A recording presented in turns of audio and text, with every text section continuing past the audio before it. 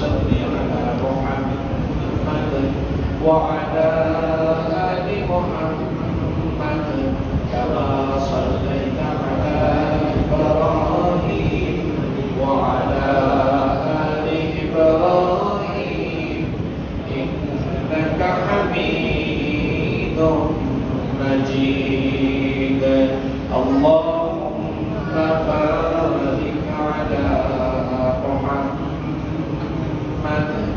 وعلى آل محمد كما باركت على إبراهيم وعلى آل إبراهيم إنك حميد مجيد رب زدني علما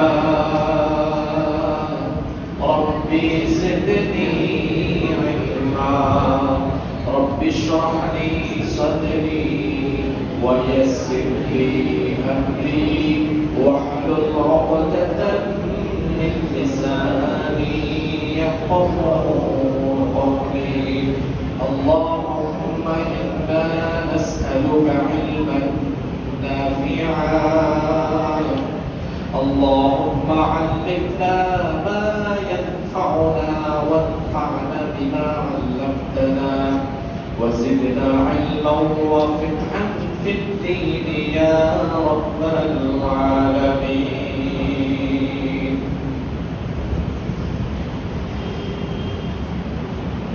বাংলাদেশের বাণিজ্যিক রাজধানী চট্টগ্রাম মহানগরীর আকবর শাখারাধীন পদান্তলী এলাকার যুব সমাজের উদ্যোগে আয়োজিত মিলাদুন নবী সাল্লাল্লাহু আলাইহি ওয়াসাল্লাম উপলক্ষে আয়োজিত আজকের এই তাফসীরুল কোরআন মাহফিলে সম্মানিত সভাপতি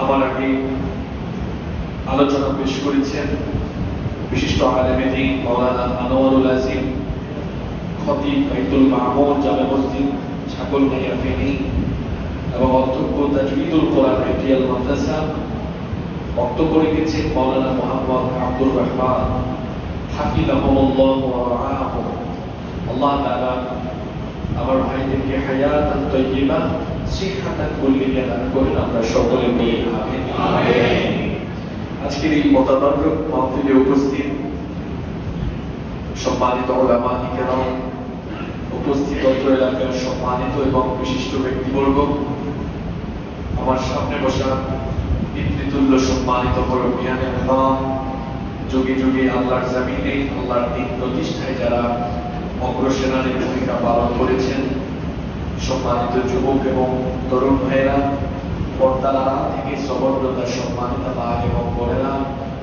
স্কুল কলেজ ইউনিভার্সিটি এবং মাদ্রাসা পড়ুয়া প্রিয় ছাত্র ভাইয়েরা প্রিয় বাদান্তরী আকবর শাহ তথা আমার প্রিয় বীর চট্টগ্রামবাসী আপনারা সবাই কেমন আছেন? আলহামদুলিল্লাহ আমাদেরকে সুস্থতার সাথে বাঁচিয়ে রেখে আজকের এই সুন্দর বরকতময় এবং জান্নাতি এই আয়োজনে আমাদেরকে শামিল হওয়ার তৌফিক যিনি দান করেছেন গলার আওয়াজ বড় করে সবাই বলেন তো তিনি কে? আল্লাহ। সেই মহান রবের জন্য হৃদয়ের সবটুকু ভালোবাসা আবেগ অনুভূতিকে উজাড় করে দিয়ে খুশি মনে প্রাণবন্ত আওয়াজে উচ্চ কণ্ঠে কালিমাতুশ শুকর আদায় করে আমরা সবাই পড়ছি আলহামদুলিল্লাহ। দুরূদ এবং সালাম পেশ করছি সর্বকালের সর্বযুগে সর্বশ্রেষ্ঠ মহামানব নবিয়ুনা ওয়া সাইয়্যিদুনা ওয়া কুদওয়াতুনা মুহাম্মাদুর রাসূলুল্লাহ সাল্লাল্লাহু আলাইহি ওয়াসাল্লামের প্রতি যাকে আল্লাহ তাআলা আমাদের হিদায়াতের জন্য প্রেরণ করেছেন আল্লাহুম্মা সাল্লি ওয়া সাল্লিম ওয়া বারিক আলা নবিয়িনা মুহাম্মদ আমরা সকলেই বলছি সাল্লাল্লাহু আলাইহি ওয়াসাল্লাম। সম্মানিত সুধী মণ্ডলী সম্মানিত উপস্থিতি আমি আপনাদের সামনে কোরআনুল কারীমের 93 নম্বর সূরা সূরাতুদ দুহা তেলাওয়াত করেছি।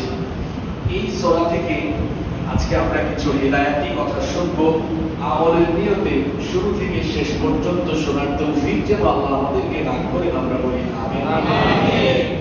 এই সূরাটি নিয়ে আলোচনা শুরু করার আগে আমি সূরাটির ব্যাপারে কিছু প্রাথমিক তথ্য আপনাদের সামনে তুলে ধরছি। এই সূরাটি কোরআনুল কারীমের সর্বশেষ পারা, যেটিকে আমরা আল-পারা বলি, 30তম পারায় অবস্থিত। কোরআনুল কারীমের সূরাগুলোর যে সিরিয়াল বা ক্রমানুসার বা যে সিরিয়াল রয়েছে, ক্রমানুসার রয়েছে, সেটা অনুযায়ী এই সূরার সিরিয়াল নাম্বার হচ্ছে 93। তাহলে এই সূরায়, এই সূরা 30তম পারায় অবস্থিত, সূরার সিরিয়াল নাম্বার হচ্ছে 93। এই সূরাটি মক্কায় অবতীর্ণ হয়েছে, মাক্কী জীবনের প্রাথমিক পর্যায়ে অবতীর্ণ সূরা, এজন্য এটিকে বলা হয় সূরাতুল মাক্কিয়া।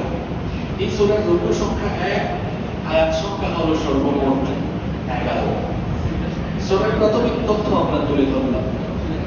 এই সূরায় মূলত হতাশাগ্রস্ত ব্যক্তিদের জন্য আশার আলো রয়েছে। সুবহানাল্লাহ। কোরআনুল কারীমের যে কোনো সূরা বা আয়াতের আলোচনা উপলব্ধি করতে হলে, হৃদয়ঙ্গম করতে হলে, সেই সূরা বা আয়াত নাযিলের প্রেক্ষাপট জানতে হয়, হিস্ট্রি, ব্যাকগ্রাউন্ড জানতে হয়, যেটাকে আরবিতে বলা হয় সাবাবুন নুজুল বা শানে নজুল। এই সূরা কোন পরিস্থিতিতে, কোন প্রেক্ষাপটে নাযিল হয়েছে, আমরা আলোচনার শুরুতে সেটা জানবো ইনশাআল্লাহ। নবী করিম সাল্লাল্লাহু আলাইহি ওয়াসাল্লামকে আল্লাহ তাআলা নবুয়ত এবং রিসালাতে সত্যতা হিসেবে যত মুজিজা দিয়েছেন, তার মধ্যে শ্রেষ্ঠ মুজিজা হচ্ছে আল-কোরআন। আমার নবীর অসংখ্য মুজিজা আছে না নেই? আমার নবীকে আল্লাহ এমন মুজিজা দিয়েছেন, আমার নবীর হাতের আঙ্গুলের ইশারায় আকাশের চাঁদ 2 টুকরা হয়েছে। আমার নবী যখন এসেছেন, তার দাঁত যখন অল্প একটু বের হয়েছে, অন্ধকার রাতে নবীজির মুচকি হাসিতে অল্প একটু দাঁত যখন দেখা গিয়েছে, তাতেই অন্ধকারাচ্ছন্ন পথ আলোকিত হয়েছে। আমার নবীর মুজিজা এমন, পাথর আমার নবীকে, গাছ আমার নবীকে সালাম দিয়েছে। সুবহানাল্লাহ পড়বেন না? আমার নবী হেঁটে গিয়েছেন, আকাশের মেঘমালা আমার নবীকে ছায়া দিয়েছে। সুবহানাল্লাহ। নবীজির মুজিজা নিয়ে আলোচনা করলে আমাদের কয়েকদিন লাগবে। যত মুজিজা আল্লাহ দিয়েছেন, তার মধ্যে শ্রেষ্ঠ মুজিজা হচ্ছে কোরআন। কোরআনে কারীম নবীজির উপরে নাযিল হলো। আমরা জানি প্রথম 5টি আয়াত নাযিল হয়েছে কোন সূরা? সূরা আরাফ। ইকরা বিসমি রাব্বিকাল্লাযী খালাক। এখান থেকে আল্লামাল ইনসানা মা লাম ইয়ালাম। নবীজির কাছে যখন কোনো আয়াত বা সূরা নাযিল হতো, সঙ্গে সঙ্গে নবীজি তা মানুষের সামনে তিলাওয়াত করে শোনাতেন। হঠাৎ করে নবীজি পাবলিকের সামনে আসেন না, নতুন কোন সূরা বা আয়াত তিলাওয়াত করেন না। শুনতেছেন তো আপনারা? কিভাবে এই সূরাটি নাযিল হয়েছিল শুনেন। আল্লাহর নবীর কাছে যখন কোন আয়াত বা সূরা নাযিল হতো, নবীজি সঙ্গে সঙ্গে মানুষের সামনে তা তেলাওয়াত করে শোনাতেন। হঠাৎ করে কিছুদিনের জন্য ওহী নাযিল বন্ধ হয়ে গেল। জিবরিল নবীজির সাথে সাক্ষাৎ করেন না, জিবরিল আমিন আসেন না, আল্লাহর তরফ থেকে কোনো ওহী নাযিল হয় না। আল্লাহর নবী পেরেশান হয়ে গেলেন, ফ্রাস্ট্রেট হয়ে গেলেন, হতাশাগ্রস্ত হয়ে বললেন, কেন আমার কাছে ওহী নাযিল হচ্ছে না? এরকম অবস্থা কতদিন ছিল? তাফসীরে রাজির ভিতরে এসেছে, আল্লামা ইমাম ফখরুদ্দীন রাজি রাহিমাহুল্লাহ তিনি হাদিসের উদ্ধৃতি তার তাফসীরের ভিতরে এনেছেন। কেউ কেউ বলেছেন 12 দিন ওহী বন্ধ ছিল, কেউ কেউ বলেছেন 15 দিন, কেউ বলেছেন 25 দিন, কেউ বলেছেন 40 দিন, কেউ বলেছেন 45 দিন। এইটুকু সময় ওহী নাযিল বন্ধ ছিল। ওহী নাযিল যখন বন্ধ হয়ে গেল, আল্লাহর নবী তখন পেরেশান হয়ে গেলেন, আল্লাহর নবী হতাশাগ্রস্ত হয়ে পড়লেন। অন্যদিকে কাফির মুশরিকরা নবীজিকে নিয়ে ঠাট্টা করা আরম্ভ করল, নবীজিকে নিয়ে তারা রীতিমতো ব্যঙ্গ করা আরম্ভ করল। যেমন হাদিসের মধ্যে এসেছে, আবতা জিবরিল আলা রাসূলিল্লাহি সকলেই বলেন সাল্লাল্লাহু আলাইহি ওয়াসাল্লাম। রাসূলের কাছে জিবরিল আসা কয়েকদিনের জন্য বন্ধ হয়ে গেল। ফাকালাল মুশরিকুন, আবতা বসরে মুশরিকরা বলতে লাগলো কদ ফুদ্দিআ মুহাম্মদ, আমরা বলি সাল্লাল্লাহু আলাইহি ওয়াসাল্লাম। কাফিররা মুশরিকরা বলতো মুহাম্মদকে তার রব পরিত্যাগ করেছে। শুধু তাই নয়, বুখারী এবং মুসলিম শরীফে হাদিস এসেছে ইশতাকা রাসূলুল্লাহ সাল্লাল্লাহু আলাইহি ওয়াসাল্লাম ফালাম ইয়াকুম লাইলাতাইন আও তালাতা। আল্লাহর নবী অসুস্থতার কারণে 2 রাত বা 3 রাত তাহাজ্জুদের নামাজের জন্য জেগে উঠতে পারেন না। ফাজাআত ইমরাআতুন, একজন মহিলা নবীজির কাছে আসলেন। অন্য riwayate এসেছে সেই মহিলা ছিলেন আবু লাহাবের স্ত্রী উম্মে জামিল, যাদের ঘর নবীজির পাশেই ছিল। উম্মে জামিল এসে বলল, ইয়া মুহাম্মদ, হে মুহাম্মদ, আমরা পড়ি সাল্লাল্লাহু আলাইহি ওয়াসাল্লাম ইন্নী লাআরজু আন ইয়াকুনা শাইতানুকা ক্বাদ তারাকাকা। আমার মনে হচ্ছে যে শয়তান তোমাকে ধরেছিল, সেই শয়তান তোমাকে ছেড়ে দিয়েছে। অর্থাৎ তারা বলতো নবীজি যে কোরআন মানুষদেরকে শোনান, যে কোরআনের দাওয়াত দেন, এটা নাকি নবীজিকে শয়তান শিখিয়ে দেয়। নাউজুবিল্লাহ। আবু লাহাবের স্ত্রী এসে বলল, কি ব্যাপার মুহাম্মদ, আমরা বলি সাল্লাল্লাহু আলাইহি ওয়াসাল্লাম, মনে হয় তোমার শয়তান তোমাকে ছেড়ে দিয়েছে। নাউজুবিল্লাহ। লাম আরাহু তারিবাকা মুনযু লাইলাতাইন আও তালাতা, 2-3 দিন ধরে তো লক্ষ্য করছি সে তোমাকে মনে হয় ছেড়ে দিয়েছে। তুমি তো নতুন কোনো আলাপ মানুষকে শোনাও না, অনেকদিন তো হয়ে গেল কোনো সূরা বা আয়াত শোনাও না, তাহলে কি তোমাকে তোমার রব পরিত্যাগ করেছেন কিনা? এইরকম করে যখন মক্কার মুশরিকরা কাফিররা আল্লাহর নবীকে নিয়ে ব্যঙ্গ উপহাস ঠাট্টা আরম্ভ করলো, আল্লাহর নবীর পেরেশানি আরো বেড়ে গেল। নবীজি ভাবলেন হয়তো আমার রব কোনো কারণে আমার উপর রাগ করে ফেলেছে। আল্লাহ নবী মনে করলেন হয়তো বা আমার রব আমার উপর অসন্তুষ্ট হয়ে গিয়েছে। যখন নবীজির পেরেশানি বেড়ে গেল আর কাফের মুশরিকদের ঠাট্টা বিদ্রুপ বেড়ে গেল, আল্লাহ তাআলা কাফের মুশরিকদের ঠাট্টা আর বিদ্রুপের জবাব দিয়ে এবং নবীজিকে সান্ত্বনা দিয়ে সূরা নাযিল করলেন। বলেন ওয়াদুহা ওয়াল লাইলি ইযা সাজা মা ওয়াদ্দাআকা রাব্বুকা ওয়া মা।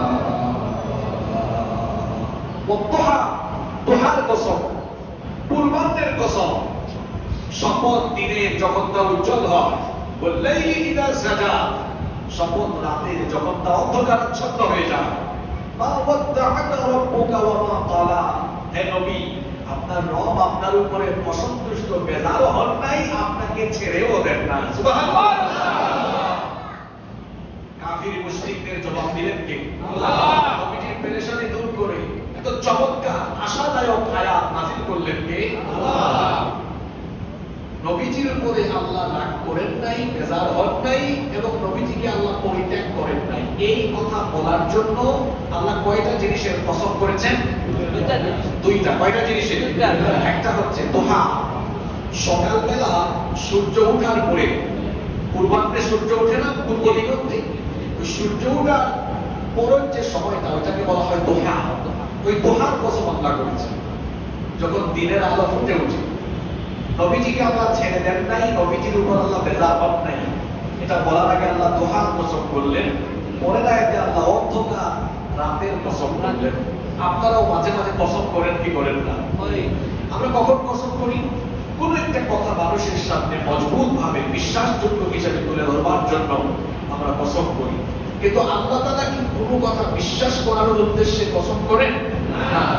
আল্লাহ যখন কোনো জিনিসের কসম করেন, আল্লাহ তাআলা কসমের পরে যা বলেন তার সাথে রিলেটেড সম্পর্কিত কোনো বিষয়ের কসম করেন।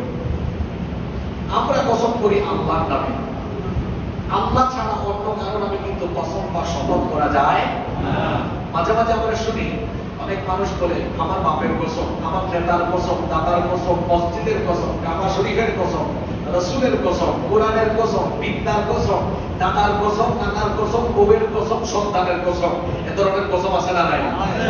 আল্লাহ নবী বলেছেন মান হালাফা বিগাইরিল্লাহি ফাকাদ আশরাকা, যে ব্যক্তি আল্লাহ ছাড়া অন্য কারো নামে কসম করে, শপথ করে, সে আল্লাহর সাথে শিরক করে।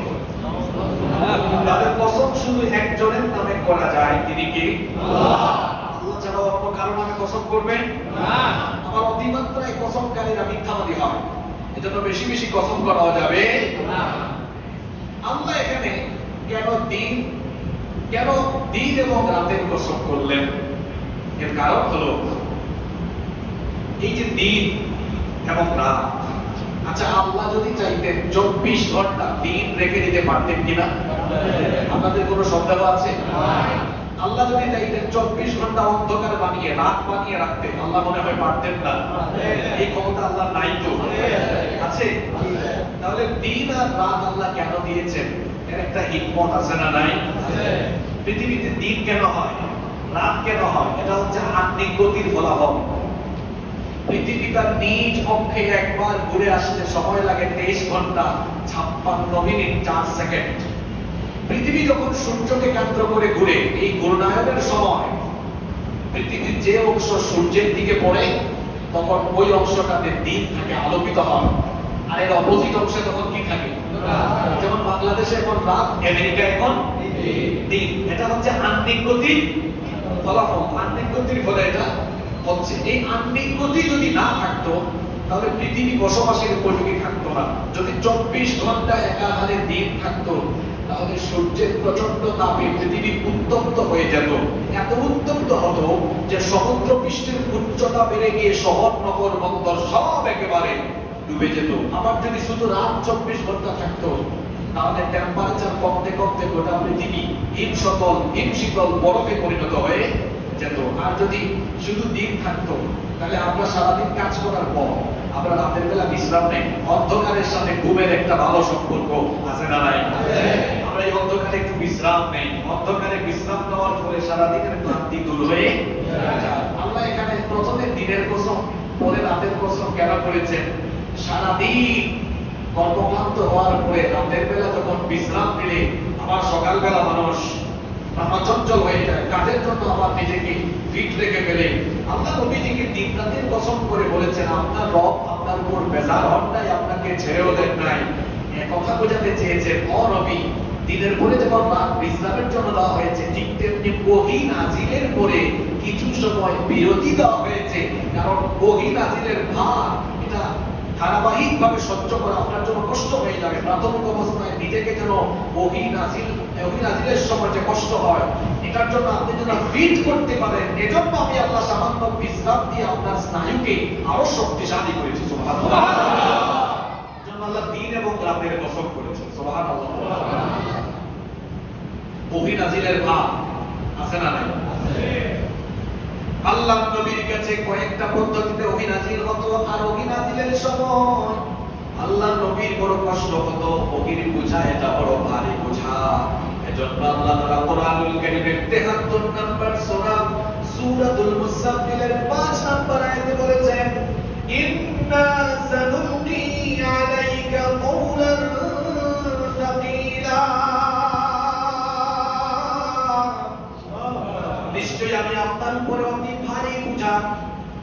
অতি ভারী বোঝা পাঠাচ্ছি, অতি ভারী বোঝা নাযিল করছি। এই ওহীর বোঝা ছিল এমন, যায়েদ বিন সাবিত রাদিয়াল্লাহু আনহু তিনি বলছেন, উনজিলা আলা রাসূলিল্লাহি, সবাই বলেন সাল্লাল্লাহু আলাইহি ওয়াসাল্লাম, ওয়া ফাখিদাহু আলা ফাখিদি ফাকানাত তারুদ্দু ফাখিদি। যায়েদ বিন সাবিত রাদিয়াল্লাহু আনহু বলছেন, আল্লাহর নবীর কাছে ওহী নাযিল হচ্ছিল, ওই সময় আমার উরুর উপরে, আমার হাঁটুর উপরে হাঁটু রেখে আল্লাহর নবী ছিলেন। যখন ওই অবস্থায় ওহী নাযিল হচ্ছিল, মনে হচ্ছিল আমার ভাই, আমার উরু এবং হাঁটু তখন ওহীর ভারী বোঝা একটু চলে চলবার হয়ে যাচ্ছিল। ওহীর বোঝা ছিল এমন, আমাদের মা উম্মুল মুমিনিন আম্মা জান আয়েশা রাদিয়াল্লাহু আনহা তিনি বলেছেন, লাকাদ রাআইতুহু ইয়ানজিলু আলাইহিল ওয়াহয়ু ফিল ইয়াউমিশ শাদীদিল বারদ ফায়াকসিমু আনহু ওয়া ইন্না জাবিনাহু লা ইয়াতাফাসসাদু আরাকা। আম্মা জান আয়েশা রাদিয়াল্লাহু আনহা বলেছেন, প্রচন্ড শীতের দিনে বা শীতের রাতে যখন আল্লাহর নবীর উপরে ওহী নাযিল হতো, কোরআন নাযিলের বারে প্রচন্ড শীত অথবা প্রচন্ড শীতের দিনে অথবা প্রচন্ড শীতের রাতে আল্লাহ নবীর কপাল থেকে ঘাম বের হতো। ওহির ভারী বোঝাটা ছিল এমন আমাদের মহামন্ডল আয়াতে বলেছেন, তিনি বলছেন ইদা উহিয়া ইলাইহি ওয়া হুয়া আলা নামাতাহু ওয়াদা'আ জিরানাহা ফামা তাস্তাতি'উ আন তাহাররাকা হাত্তা ইউসাররান। আম্মা জান আয়েশা রাদিয়াল্লাহু আনহা বলেছেন, আল্লাহর নবীর কাছে যখন ওহী পাঠানো হতো ওই সময় তিনি যদি উটের উপরে সওয়ার থাকতেন, উটের উপরে সওয়াররত অবস্থায় আল্লাহর নবীর কাছে ওহী নাযিল হলে পরে উট দাঁড়িয়ে থাকতে পারত না, উট তখন তার বুক মাটিতে ঠেকায়া দিত। সুবহানাল্লাহ। উট দাঁড়িয়ে থাকতে পারত না, আল্লাহর নবী উটের উপরে সওয়ার থাকলে ওহী নাযিল হলে উট তার বুক মাটিতে ঠেকিয়ে দিত। আল্লাহু আকবার। শুধু তাই নয়, ফামা তাস্তাতি'আ আন তাহাররাকা হাত্তা ইউসাররা আনহু, ওহী নাযিল যতক্ষণ বন্ধ হতো না ততক্ষণ পর্যন্ত উট কোন ধরনের নড়াচড়া করতে পারত না। সুবহানাল্লাহ। তাহলে ওহীর বোঝা এটা সহজ না কঠিন? জোরে বলেন, সহজ না কঠিন? আল্লাহর নবীকে আল্লাহ বললেন, ও নবী আপনি বেজার হয়ে আপনি ভাবছেন আপনার রব আপনার উপরে বেজার হয়েছেন না। দিনের পরে রাত আসলে রাতের বিশ্রামে যেমন মানুষ আমার এনার্জেটিক হয়ে যায়, ওহী নাযিলের পরে আমি বিরতি দিয়েছি এই কারণে যাতে আপনার স্নায়ুকোষ শক্তিশালী হয়। ওহী বিরতিতে আপনি যেন আবার নিজেকে দাওয়াতের জন্য প্রস্তুত করতে পারেন, এজন্য সাময়িক সময় বিরতি দিয়েছি। সুবহানাল্লাহ। এখানে একটা বিষয় খেয়াল করেন, আমার দিকে লক্ষ্য করেন।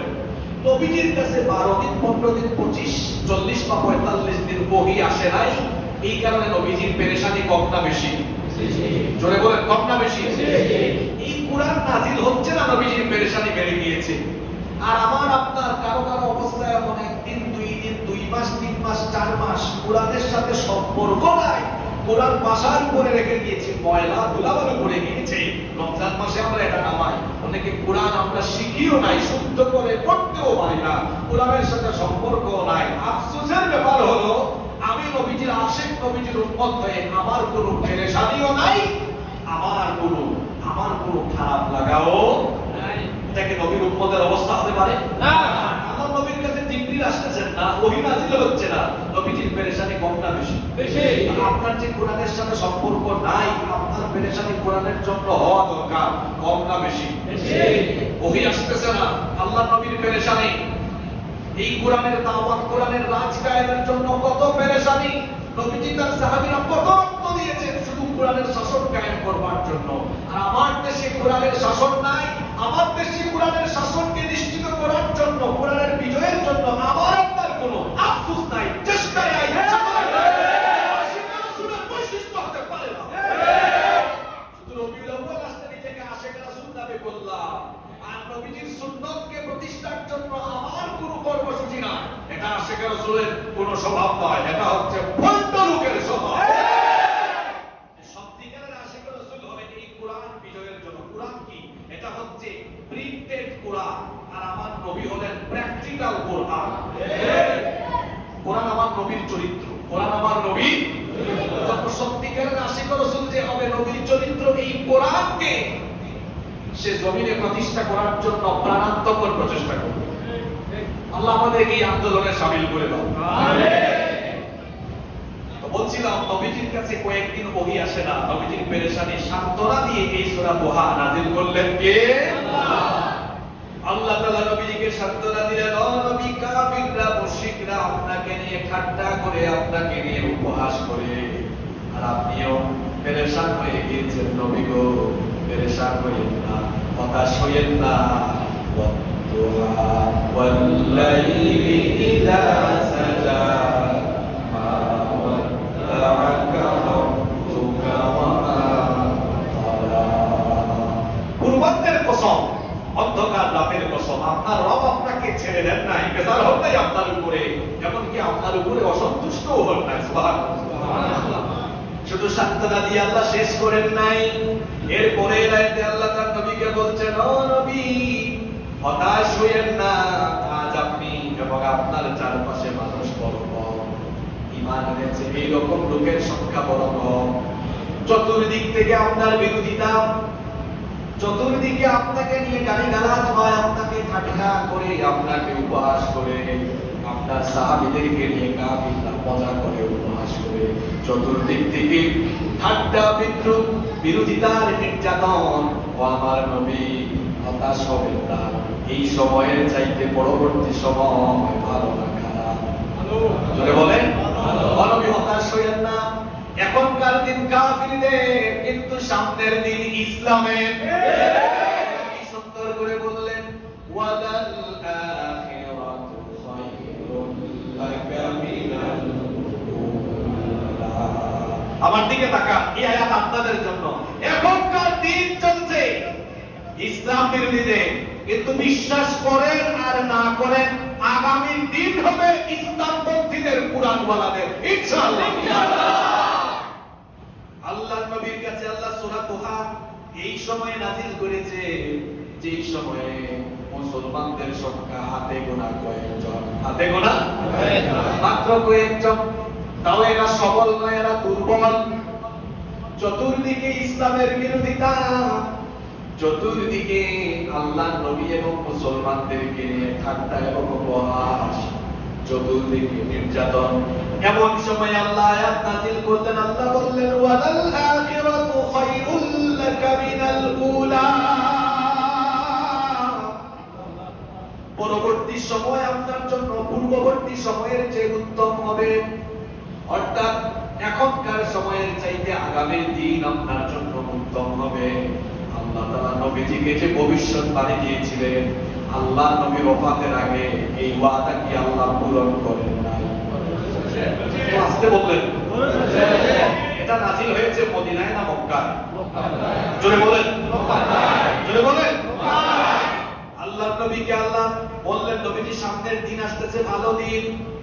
আল্লাহ জানায় দিলেন, ওফাতের আগে আল্লাহ তার নবীকে নিজের চোখে ইসলামের বিজয় দেখাইয়া দিলেন। যে মক্কায় কাফিররা নবীজিকে গালি দিয়েছে, সাহাবীদেরকে গালি দিয়েছে, নির্যাতন করেছে, আল্লাহ তাআলা তার নবীকে এই মক্কার ভূমি ইসলামের জন্য আল্লাহ বিজয় করে দিয়েছিলেন। এই মক্কা কি ইসলামের হয় নাই? মদিনা কি ইসলামের হয় নাই? আর চট্টগ্রাম, সিলেট, ঢাকা, গোটা বাংলাদেশে ইসলামপন্থীরা অনেক সময় ভালোভাবে কাজ করার সুযোগ পায় না। বিশেষ করে গত 15 বছর তো সুযোগই পায় না। পূর্বের সময়ের চেয়ে পরবর্তী সময় ভালো না খারাপ? এটা হুজুরের কথা না আল্লাহর কথা? জোরে বলেন।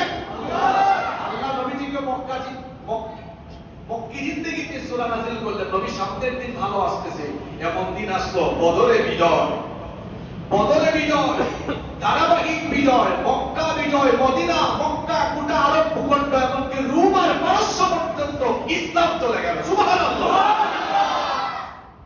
বাংলাদেশের মুসলমানরা হতাশ হওয়ার কারণ নাই। আগামীর দিনে এই বাংলাদেশ কুরআনওয়ালারা শাসন করবে, ইনশাআল্লাহ। এটা হুজুরের ওয়াদা না, এই ওয়াদা সূরা দোহায় করেছেন কে? আল্লাহ। শুরু করলেন দাওয়াত একজন, মুহাম্মদ সাল্লাল্লাহু আলাইহি ওয়াসাল্লাম। আজকে কি একজন না কোটি কোটি?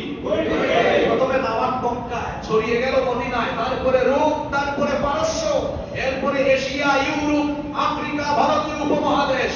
পৃথিবীর প্রতি ইঞ্চি জমিনের উপরে কিয়ামতের আগে ইসলাম কায়েম হবে, ইনশাআল্লাহ। এই ওয়াদা কার? আল্লাহ। আল্লাহ বলেছেন, ওয়ালাল আখিরাতু খায়রুল লাকা মিনাল উলা।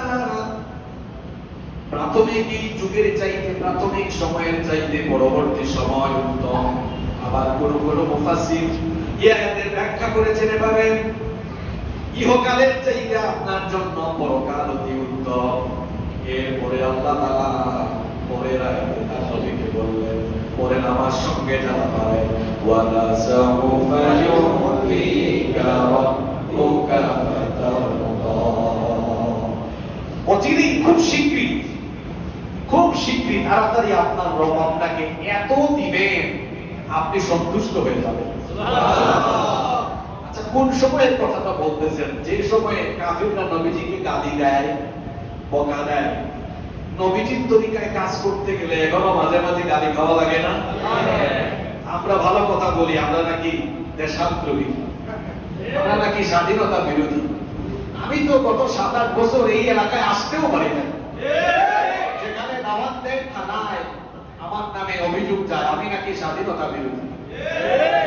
স্বাধীনতা বিরোধী বক্তব্য দেই। যারা স্বাধীনতার চেতনা বিক্রি করে গোটা দেশটাকে চেটে পুটে খেয়ে ফেললো, ওরাই হলো সত্যিকারের স্বাধীনতা বিরোধী। আমরা সত্য কথা বললে আমাদেরকে বলে আমরা নাকি পাকিস্তানের দূষণ, আমরা নাকি পাকিস্তানি রাজাকার। আমরা যারা অতীতে সত্য কথা বলেছি এখনো বলছি, আমরা দেশের দুঃসময়ে কেউ কি পাকিস্তান গিয়েছি? বলেন গিয়েছি? আমাদেরকে যারা পাকিস্তানি রাজাকার বলে ওরা হলো ভারতীয় রাজাকার। দেখেন আমরা দেশের দুঃসময়ে বাংলাদেশে ছিলাম, আমাদের লোকেরা বাংলাদেশে থেকেছে, জেলে গিয়েছে, শহীদ হয়েছে, বাংলাদেশ ছাড়ে নাই। আর ভারতীয় রাজাকাররা দেশের দুঃসময়ে দেশ ছেড়ে ভারতে পালিয়েছে।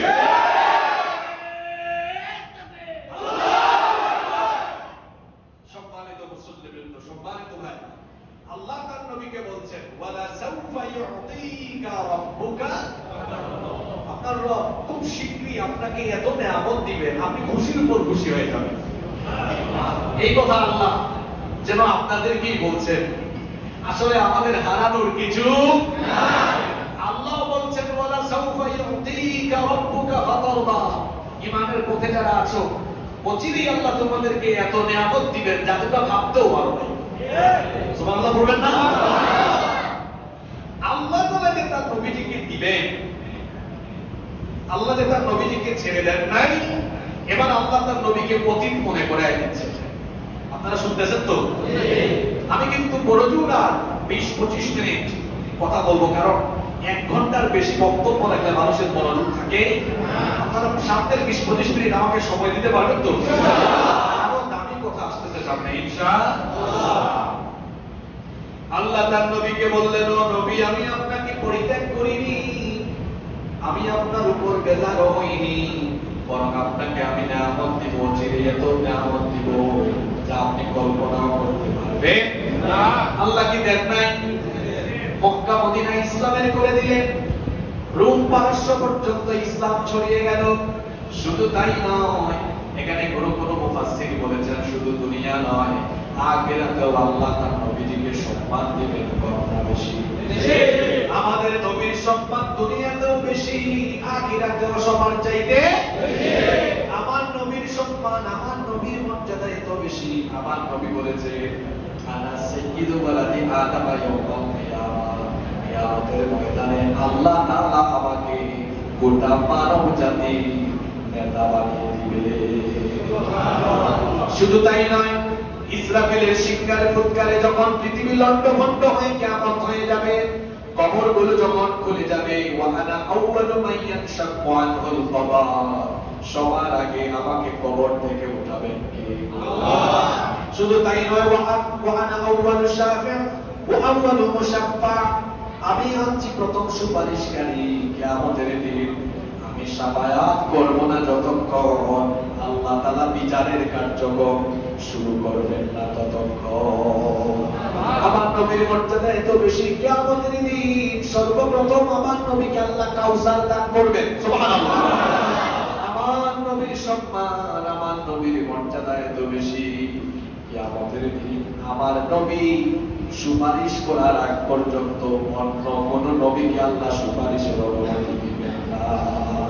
শুধু তাই নয়, আমার নবীর মর্যাদা এত বেশি, আল্লাহ নবী বলেছেন কিয়ামতের দিন আল্লাহ তাআলা আমাকে দিয়ে জান্নাত উদ্বোধন করাবেন। আমি জান্নাতের দরজার কাছে যাব না যতক্ষণ জান্নাতের দুয়ার খোলা হবে না ততক্ষণ। তাহলে আমার নবীর সম্মান মর্যাদা দুনিয়া আখিরাতে সবার চাইতে কম না বেশি? সেই নবীকে আল্লাহ বলছেন ওয়ালা সাউফা ইউতিকা রাব্বুকা ফাতারদা, শীঘ্রই আপনাকে এত বেশি দেওয়া হবে যাতে আপনি সন্তুষ্ট হয়ে যাবেন। নবী সামনেও দেওয়া হবে, অতীতেও তো আপনাকে দেওয়া হয়েছিল। কিভাবে? অতীতেও আপনার রব আপনার উপরে মেহেরবানি হয়েছিলেন। শুনেন, এবার আল্লাহ তার নবীকে মনে করে দিচ্ছেন, যারা পারেন আমার সঙ্গে করে আলাম ইয়াজিদকা ইয়াতীমান ফাআওয়া, আমি কি আপনাকে এতিম অবস্থায় পাইনি? এরপরে আমি কি আপনার সব রকমের আশ্রয়ের ব্যবস্থা করিনি? সুবহানাল্লাহ। আল্লাহ বলছেন, ও নবী, আপনাকে তো জন্মের পর থেকেই ছাড়ি নাই, তখন থেকেই আমি আপনার সাথে ছিলাম, এখনো আছি। আলাম ইয়াজিদকা ইয়াতীমান ফাআওয়া, আমি কি আপনাকে এতিম অবস্থায় পাইনি, তারপরে আমি কি আপনাকে আশ্রয়ের ব্যবস্থা করিনি?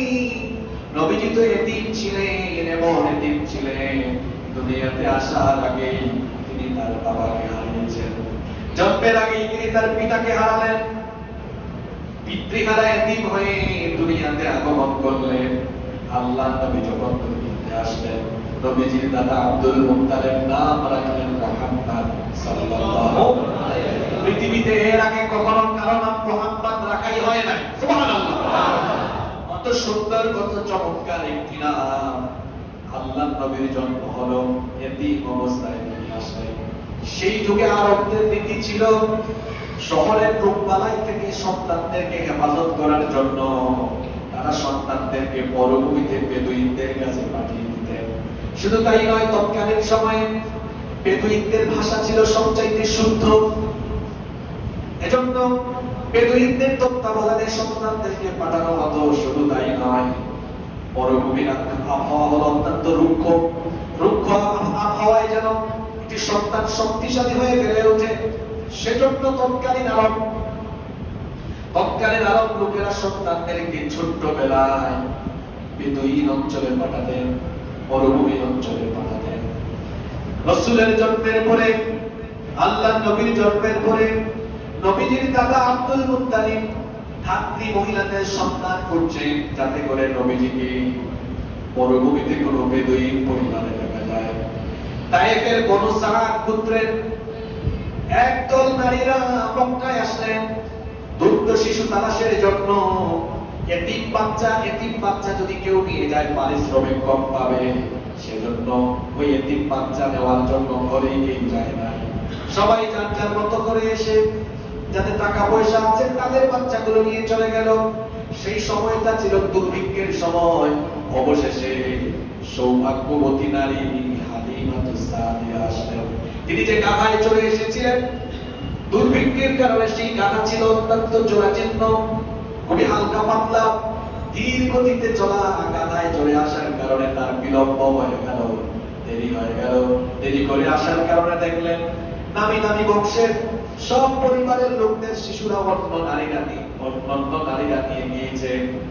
তিনি হতাশ হয়ে গেলেন। এমন সময় আব্দুল মুত্তালিব হালিমাতুস সাদিয়াকে লক্ষ্য করে বললেন, আমার ঘরে একটা এতিম বাচ্চা আছে, টাকা পয়সা বেশি দেওয়া যাবে না, যদি তোমাদের ভালো লাগে তাহলে পছন্দ হলে নিয়ে যেতে পারো। ভাগ্যবতী, সৌভাগ্যবতী নারী হালিমাতুস সাদিয়া তিনি তার হাজবেন্ডের সাথে পরামর্শ করলেন, আমরা তো দেরি করে এসেছি, কোনো বাচ্চা নাই, যেহেতু কাউকেই পাই নাই, এটা এতিম বাচ্চা আছে, যাই অন্তত এটা নিয়ে যাই, পয়সা করে যা পাইলাম তো পাইলাম। তার হাজবেন্ড সম্মতি দিলেন। অবশেষে সৌভাগ্যবতী নারী হালিমাতুস সাদিয়া যখন মা আমেনার ঘরে ঢুকলেন, ঢোকার পরে যখন ছোট্ট নবীজিকে দেখলেন, দেখার পরে তিনি বললেন, আমি আমার জীবন দশায় এত সুন্দর চেহারার অধিকারী কোনো বাচ্চাকে দেখি না। আমি আমার কোলে যখন শিশু মুহাম্মদুর রাসূলুল্লাহ সাল্লাল্লাহু আলাইহি ওয়াসাল্লামকে নিলাম, আমার কাছে তখন মনে হলো, অনুভূতিটা এমন ভাবে প্রকাশ পেল, আমার কাছে মনে হবে যেন আকাশের চাঁদ আমার কোলে চলে এসেছে। চেহারার দিকে তাকিয়ে তিনি আনন্দে আত্মহারা হয়ে গেলেন। সকল নবীদেরকে চেহারা একটা মায়া, চেহারা একটা সৌন্দর্য দিয়ে দিয়েছে। জোরে বলেন তিনি কে? আল্লাহ। সবচাইতে সুন্দর ছিলেন আমার নবী ইউসুফ আলাইহিস সালামকে আল্লাহ দুনিয়ার অর্ধেক সৌন্দর্য দিয়েছে, আর দুনিয়ার সকল সৌন্দর্য আল্লাহ আমার নবীকে দান করে দিয়েছে। ইউসুফ নবী পেয়েছেন অর্ধেক, আর আমার নবী পেয়েছেন ফুল। এজন্য আমাদের মা বলেছে, ইউসুফ নবীকে দেখে যে নারীরা হাতের আঙ্গুল কেটেছে, এই মিশরের নারীরা যদি আমার নবীকে একবার দেখতো, তাহলে আঙ্গুল নয়, আমার নবীকে দেখে পাগল মারা হয়ে কলিজাটা কেটে ফেলতো। হালিমাতুস সাদিয়া শিশু নবীজিকে নিয়ে রওনা করলেন। আজব ব্যাপার, আসার সময় যে গাধা ধীর গতিতে এসেছিল, এবার শিশু নবীজিকে নিয়ে সেই গাধার উপরে সওয়ার হওয়ার পরে দেখা গেল অন্যান্য সকল গাধাগুলোকে পেছনে ফেলে হালিমাতুস সাদিয়ার গাধা সবার আগে ছুটে চলল। লোকেরা জিজ্ঞেস করলো, আচ্ছা হালিমা, তুমি তো এই গাধায় চড়ে এসেছিলে, তাহলে এটার স্পিড গতি হঠাৎ করে বেড়ে গেল কেন? হালিমাতুস সাদিয়া বললেন, গতি কেন বেড়েছে সেটা আমি জানি না, কিন্তু আমার কুলে যেটা এসেছে মনে হচ্ছে গোটা দুনিয়ার বরকত হয়তো আমার কাছে চলে এসেছে। দুর্ভিক্ষের কারণে হালিমাতুস সাদিয়া বলছেন, আমার শিশু সন্তানগুলো আমার বুকের দুধ ঠিক মতো পেত না। আজিব ব্যাপার, বাড়ি যাওয়ার পরে লক্ষ্য করলাম আমার সিনা, আমার বুকে দুধ পরিপূর্ণ হয়ে গেল। আমার হাজবেন্ড আমাকে বললেন, আমাদের যে পত্নীগুলো দুধ দিত না সেগুলো অনান পর্যন্ত দুধে পরিপূর্ণ হয়ে গেল। আমাদের ঘরে এমন বরকত নেমে আসলো, আমাদের খেজুর গাছের ফলন বেড়ে গেল, আমাদের সকল ধরনের ফসলের ক্ষেত্রে বরকত বেড়ে গেল। আমরা বুঝতে পারলাম এই শিশুর কারণে আল্লাহ আমাদেরকে বরকত দান করেছে। আল্লাহ বলছেন, আলাম ইয়াজিদকা ইয়াতীমান ফাআওয়া, ও নবী, এতিম অবস্থায় পেয়ে আমি কি আপনাকে এভাবে আশ্রয় দেইনি? বাবা চলে গেলেন, এরপরে কিভাবে আশ্রয়ের ব্যবস্থা করলাম? একটা ভালো পুত্রের, সম্ভ্রান্ত পুত্রের, একজন সম্ভ্রান্ত নারীর তত্ত্বাবধানে আমি আপনাকে লালন পালন করালাম। এরপরে আবার যখন মায়ের কোলে ফিরে আসলেন 6 বছর বয়সে, আল্লাহর নবী তার মাকেও হারিয়ে ফেললেন। আগে ছিলেন বাপের এতিম, এখন হয়ে গেলেন মার এতিম। বাপও নাই, মাও নাই। আমার নবী এতিম হয়ে গেলে এরপরে নবীজিকে তার চাচার তত্ত্বাবধানে রেখে দেওয়া হলো, তার দাদার তত্ত্বাবধানে রেখে দেওয়া হলো। 8 বছর বয়সে দাদা আব্দুল মুত্তালিব মারা গেলেন। এরপরে তিনি চাচা আবু তালিবের আশ্রয়ে চলে গেলেন। আবু তালিবের আশ্রয়ে তিনি দীর্ঘ সময় পর্যন্ত ছিলেন। মক্কার কাফিররা যখন নবীজির বিরোধিতা করেছে, তখনও আবু তালেব আল্লাহর নবীকে শেল্টার দিয়েছেন। সুবহানাল্লাহ। আল্লাহ তাআলা তার নবীকে বলছেন, ও নবী, এইভাবে করে এতিম অবস্থায় পেয়ে আমি কি আপনাকে আশ্রয় দেইনি? আমি কি আপনার আশ্রয়ের ব্যবস্থা করিনি? সুতরাং কেন আপনি হতাশ হচ্ছেন? আগেও আপনার সাথে ছিলাম, এখনো আপনার সাথে আছি না নাই? আছে। জোরে বলেন, আছে। এরপরে আল্লাহ তাআলা তার নবীকে বলছেন, শুধু তাই নয়, ওয়া ওয়াজাদাকা দাল্লান ফাহাদা, আমি আপনাকে পথহারা পেয়েছিলাম। এখানে দাল্লান মানে গোমরা বা পথভ্রষ্ট না। নবীজি গোমরা, নবীজি কি গোমরা ছিলেন? নাউজুবিল্লাহ। মক্কার মুশরিকরা অনেকে মূর্তি পূজা করেছে, শিরক করেছে, কিন্তু আল্লাহর নবী এক মুহূর্তের জন্য তাদের সাথে কোনো শিরকি কর্মকাণ্ডে শামিল হন নাই। আমার নবীকে হেফাজত করেছেন কি? আল্লাহ। মুফাসসিরিনে কিরাম দাল্লান শব্দের ব্যাখ্যা করেছেন পথ হারা, অর্থাৎ এমন একটি সমাজ ব্যবস্থায় আমি আপনাকে পাঠিয়েছিলাম যেখানে বহু মতের মানুষ ছিল। কোনটা সঠিক পথ এটা আমি আপনাকে চিনিয়েছি। যেমন আল্লাহ তাআলা কোরআনুল কারীমের 42 নম্বর সূরা সূরাতুশ শূরা 52 নম্বর আয়াতে বলছেন, মা কুনতা তাদরি মাল কিতাবু ওয়ালাল ঈমান, আপনি কিতাবও বুঝলেন না, ঈমানও চিনলেন না। ঈমান এবং কিতাব আপনাকে যিনি চিনিয়েছেন, গলার আওয়াজ বড় করে সবাই বলেন তিনি কে? আল্লাহ। আল্লাহ বলছেন, ও নবী, আমি আপনাকে ঈমানের রাস্তা দেখালাম, আমি আপনাকে কোরআনের পথ, কিতাবের পথ চিনিয়ে দিলাম। ওয়া ওয়াজাদাকা দাল্লান ফাহাদা, এভাবে আমি আপনাকে পথ হারাতে সঠিক পথের দিশা দিলাম। আর সঠিক পথের নাম হলো ইসলাম। সঠিক পথের নাম কি? ইসলাম। ইসলাম। শুধু তাই নয়, আমি আপনাকে আরো কি করেছি শুনেন, ওয়া ওয়াজাদাকা আইলান ফাআগনা, আমি আপনাকে অভাবী পেয়েছিলাম, এরপরে আমি আপনার অভাব দূর করে আপনাকে সমৃদ্ধি দান করেছি। সুবহানাল্লাহ। অভাব ছিল আপনার, আপনি পৈতৃক সম্পদ হিসাবে একজন দাসী আর একটা উট পেয়েছিলেন, আর কোনো সম্পদ ছিল না। আমি আপনাকে প্রজ্ঞা দিলাম, হিকমত দিলাম।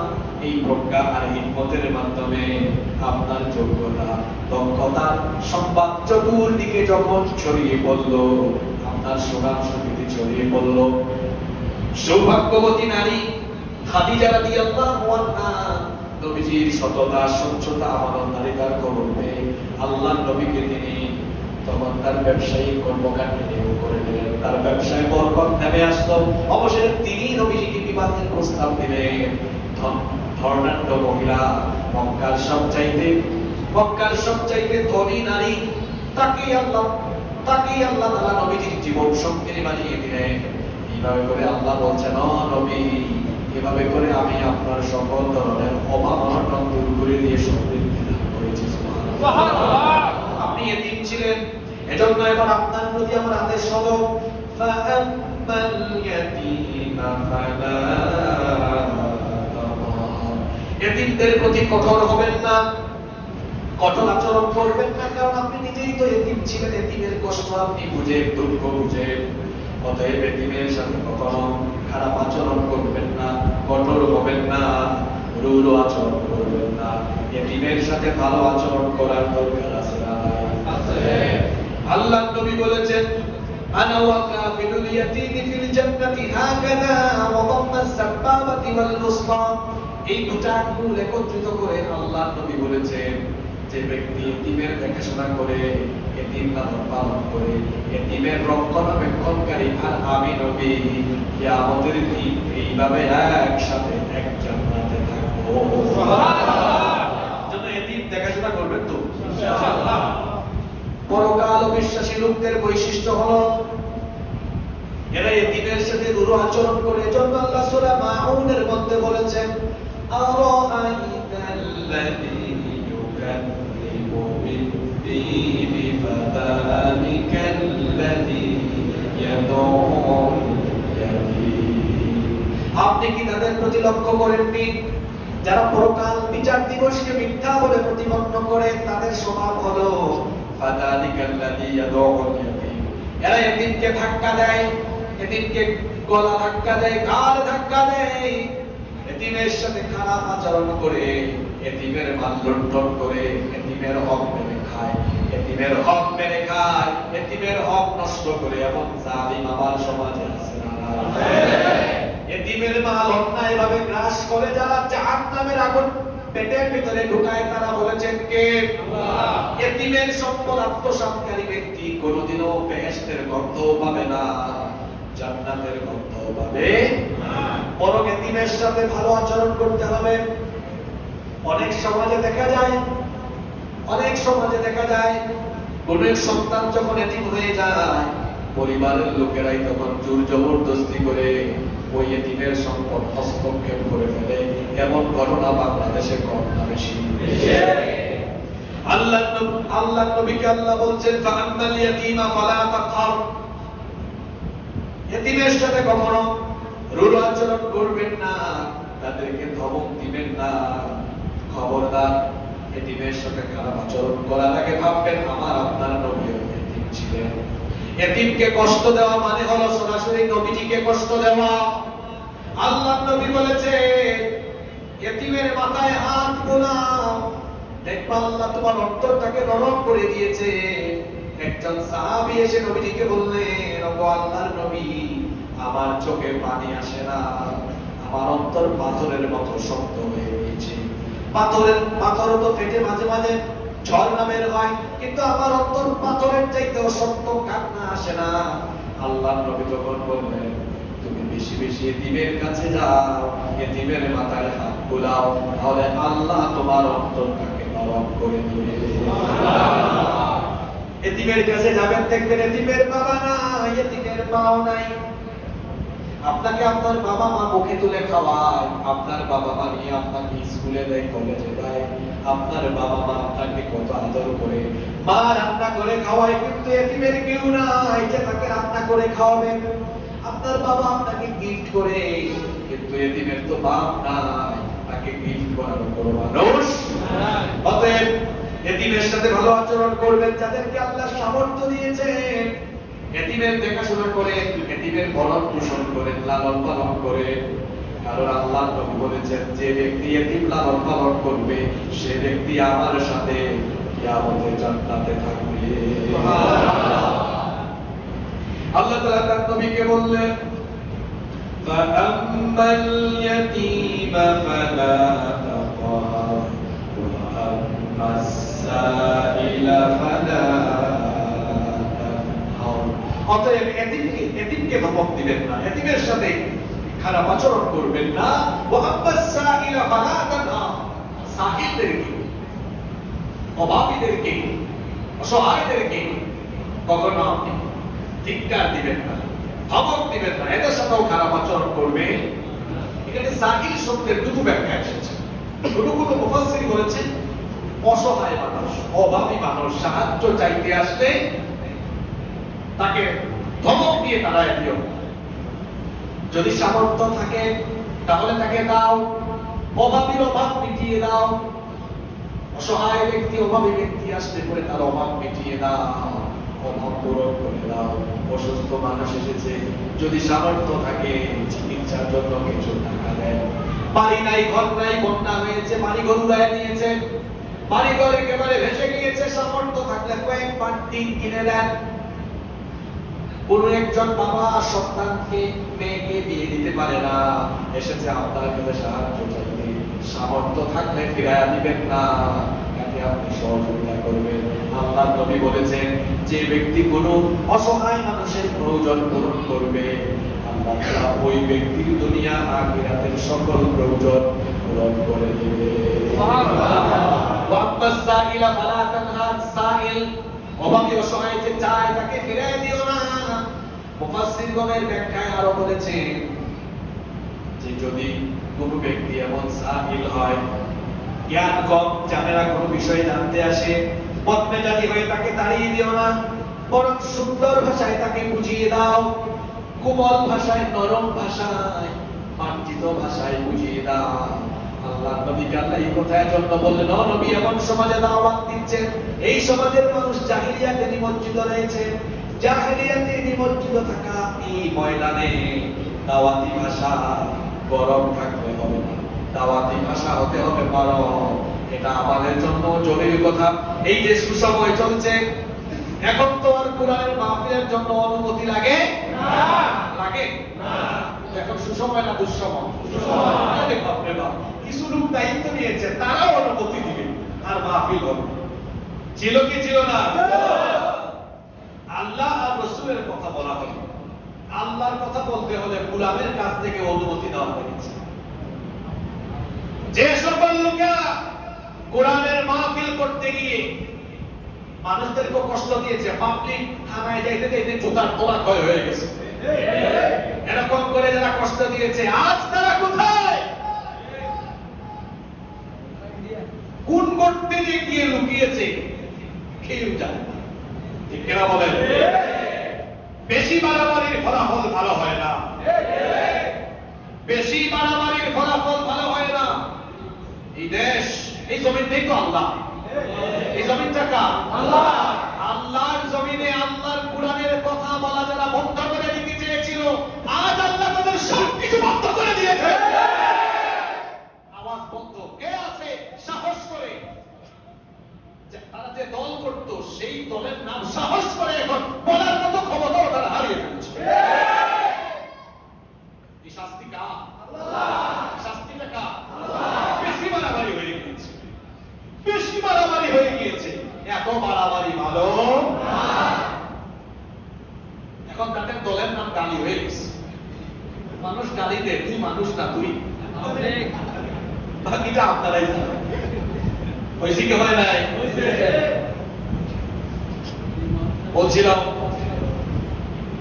নবীজিকে আল্লাহ বলছেন, নবীজি দাওয়াতি ময়দানে কেউ এসে জিজ্ঞেস করবে, মক্কাজারি হয়ে যাবেন না, কেউ বুঝে না বুঝায় দেন। আমার ভাইয়েরা শুনেন, এই যে এখন উর্বর সময় চলছে, এই সময়টাতে দাওয়াতি কৌশল আরো বাড়িয়ে দিতে হবে। দাওয়াত আগে হয়েছে যা, এখন তার চেয়ে বেশি বাড়ায় দিতে হবে ইনশাআল্লাহ। সব জায়গায় খালি ঠিক ঠিক বলে চিল্লাতে পারিয়েন না, মাঝে মাঝে ইনশাআল্লাহ বলা। আমরা যেটা সামনে করব সেটা তো অবশ্যই বলবো ইনশাআল্লাহ। আল্লাহ বললেন এতিমের সাথে রূঢ় আচরণ করবেন না, অভাবীদের রেখে দাঁড়িয়ে দিবেন না। শোনেন, আমাদের মধ্যে অনেক মানুষ আছে সামর্থ্য থাকা সত্ত্বেও অভাবী অসহায়কে অনেক সময় সাহায্য করে না। এমন কিপটা স্বভাবের মানুষ আমাদের সমাজে আছে না? ধন সম্পদ থাকলে মনে করবেন না ওইটা আপনার সম্পদের ভেতরে অভাবী অসহায়দের হক রেখে দিয়েছেন কে? আল্লাহ। আল্লাহ বলেছেন ওয়া ফি আমওয়ালিহিম হাক্কুল লিস-সাইলি ওয়াল মাহরুম।